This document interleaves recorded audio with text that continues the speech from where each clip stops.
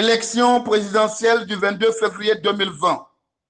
Face aux cris de détresse des milliers de fidèles, désavouant la proclamation des résultats de l'élection présidentielle du 22 février 2020, la conférence épiscopale du Togo est sortie de son silence et fait un communiqué de presse le 1er mars 2020 dans lequel ils mettent en doute la transparence et l'équité du scrutin qui a vu la réélection du président Faure Gnassingbé pour un 4e mandat. Ils exhortent en conséquence les différents acteurs, notamment le gouvernement, la CENI, au rétablissement de la vérité des urnes. Donc, les évêques reconnaissent que Faure a encore volé les élections. Aucune suite n'a été donnée à leur exhortation. Et Faure Gnassingbé, après être attribué les suffrages réalisés par son principal challenger, Dr Gabriel Agbeyome Mensah Kodjo, a prêté serment, un énième parjure, au sommet de l'État auquel la conférence épiscopale du Togo n'a pas réagi, ni les autres confessions religieuses, encore moins nombre de formations politiques de l'opposition qui n'ont exprimé aucune protestation. Faure Gnassingbé fait l'option de la violence pour faire taire le véritable gagnant de l'élection présidentielle, qu'il n'est pas arrivé à corrompre et dont il gèle cyniquement la somme de 62 millions en lien avec la dite élection au trésor public jusqu'à ce jour. Faure inflige des traitements inhumains, dégradants et humiliants aux membres de la famille du président démocratiquement élu et prend en otage nombre de patriotes dont 16 sont encore dans ces geôles. Comme d'habitude, aucune réaction à la mesure de l'imposture. Le système RPT uni a choisi de faire recours à la violence inouïe en vandalisant son domicile, en brutalisant les habitants par une horde de militaires lourdement armés, en enlevant le président démocratiquement élu et en le plaçant en garde à vue, le réduisant au silence par des fausses accusations pour des motifs aussi fallacieux que ridicules. Condamnation à peine audible. Depuis quand l'usage du drapeau national dans une église relève-t-il de la criminalité? Depuis quand la loi interdit à un candidat à une élection de s'adresser aux forces de défense et de sécurité? Depuis quand un candidat qui déclare qu'il sera vainqueur d'une compétition viole une loi de la République? Le drapeau national est avant tout un bien commun à honorer. Dès lors, à quel moment le président démocratiquement élu l'a-t-il déshonoré? Tel est le faisceau des charges apocryphes pour lesquelles le président démocratiquement élu est poursuivi par le ministère public. Tout cela participe à la stratégie de mise sous éteignoir. La Constitution togolaise rappelle à son article 20, nul ne peut être soumis à des mesures de contrôle ou de sûreté en dehors des cas prévus par la loi. Et pourtant, le président démocratiquement élu vit dans le 228 sous contrainte en quasi-résidence surveillée. S'agissant des résultats électoraux, on s'étonne que des leaders politiques ayant pris part aux élections subordonnent leur soutien à la revendication de la victoire de la dynamique Monseigneur Kodjo DMK à la production des preuves par cette dernière. Quelles preuves exige-t-il qu'il n'ait déjà ou qui échappe aux renseignements de par le monde? Évitons de mettre un cautère sur une jambe en bois. Tous connaissent la vérité et jouent de la comédie. Évitons d'exiger du vainqueur putatif les preuves de sa victoire qu'il n'a pu fournir à la communauté internationale.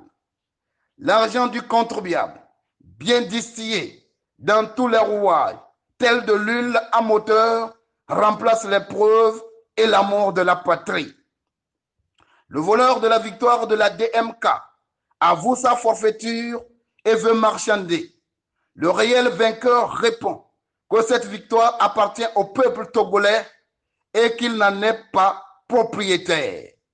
Dans les états-majors politiques, il est déclaré que l'opposition a réalisé l'alternance et que la bande de criminels de la CENI a procédé à une inversion des résultats et qu'au surplus, le candidat de la DMK a écrasé tous ses adversaires avec le score de 72% attribué au champion de la formation politique unie.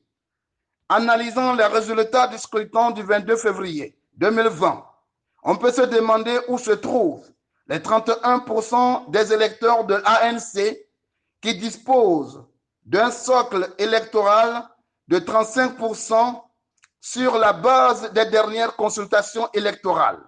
Sont-ils partis voter en faveur de Faure Gnassingbé? Trêve de ridicule. Bien mal acquis ne profite jamais. Il est encore temps que Faure Gnassingbé transmette pacifiquement le pouvoir, usurpé au réel vainqueur de la présidentielle, Dr Gabriel Agbeyome Mensah Kodjo, dans l'intérêt supérieur du pays et de la démocratie. C'est un impératif catégorique pour la paix et la concorde nationale.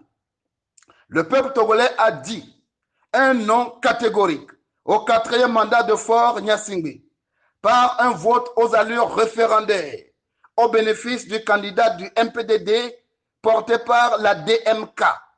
La communauté internationale en a conscience et Faure Gnassingbé ne peut plus continuer à défier Dieu et le peuple togolais. La sanction ne saura tarder et ce sera terrible. Homme de Dieu, leader politique, l'alternance vous honore plus que les petits calculs et intérêts conjecturels. Jeunesse togolaise, ton avenir est en jeu. La DMK a ouvert les portes d'une vie meilleure pour toi et un avenir où tes talents seront célébrés. Fonctionnaires, mobilisez-vous pour l'opportunité de meilleures conditions de vie et de travail. Étudiants, engagez-vous, car le moment de meilleures conditions d'études est arrivé.